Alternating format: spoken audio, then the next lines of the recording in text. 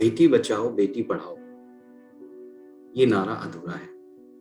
कभी ये सोचा है कि बेटा बचाओ बेटा पढ़ाओ का नारा लगाने की जरूरत क्यों नहीं पड़ी हमको? क्योंकि हमें बेटे की कमाई खानी है। समाज ने हमको ये बताया है कि बेटे की कमाई खानी चाहिए। अगर आपका बेटा बहुत अच्छा कमाता है और बहुत अच्छे तरीके से अपनी लाइफस्टाइल को जी रहा है और आपको टेक केयर कर रहा है तो ये आपके लिए प्राउड मोमेंट है, राइट? बट दूसरी तरफ हम बात करते हैं कि बेटी की कमाई नहीं खानी चाहिए। बेटी की कमाई खाना पाप है।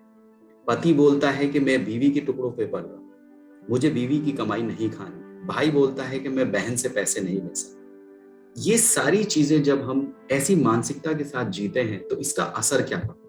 बेटी बचाओ बेटी पढ़ाओ का नारा बहुत अच्छा है और बहुत सारे समाज में इसने एक मानसिकता को चेंज किया है, पर मगर क्यों आज भी बेटियों को मारा जा रहा है? क्यों आज भी समाज के कुछ हिस्सों में इसको वो शिक्षा नहीं दी जा रही है जो इसको दी जानी चाहिए? इसके पीछे केवल एक ही कारण है कि हम मानसिक तौर पे ये मानते हैं कि बेटी की कमाई खाना गलत है।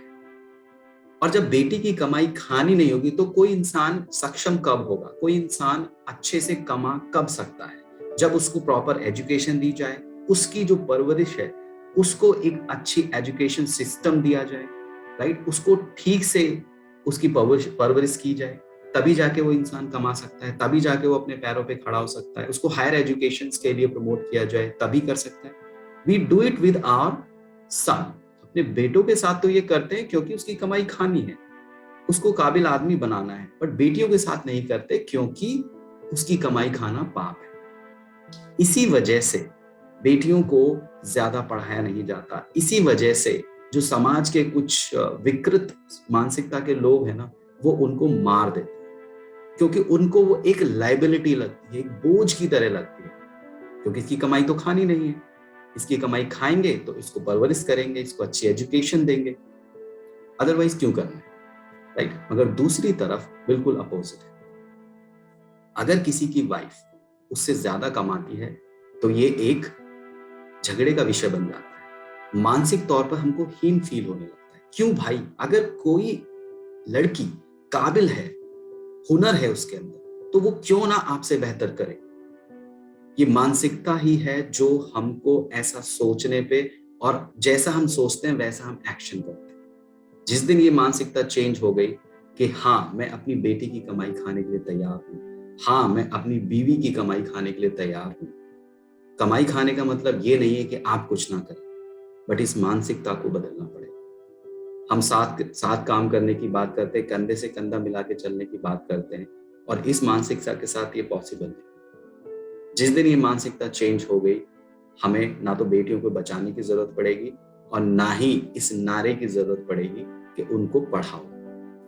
ऑटोमेटिकली हमारे समाज में ये सिग्नल जाएगा, ये मैसेज जाएगा कि ये आपके ऊपर बोझ नहीं है। हम बेटों को बुढ़ापे का सहारा समझते हैं, बेटियों को क्यों नहीं समझते? शादी से पहले वो हमारे जिगर का टुकड़ा होती है, हमारे लिए सब कुछ होती है। शादी के बाद उसकी ऐसा क्या हो जाता है कि महीनों तक सालों तक उसकी सुध नहीं ली जाती, उसकी जिंदगी को बिल्कुल अलग मान लिया जाता है। कोई प्रॉब्लम होती है तो उसको कॉल करके बुलाने में हिचकिचाहट होती है कि उसके ससुराल वाले क्या सोचेंगे।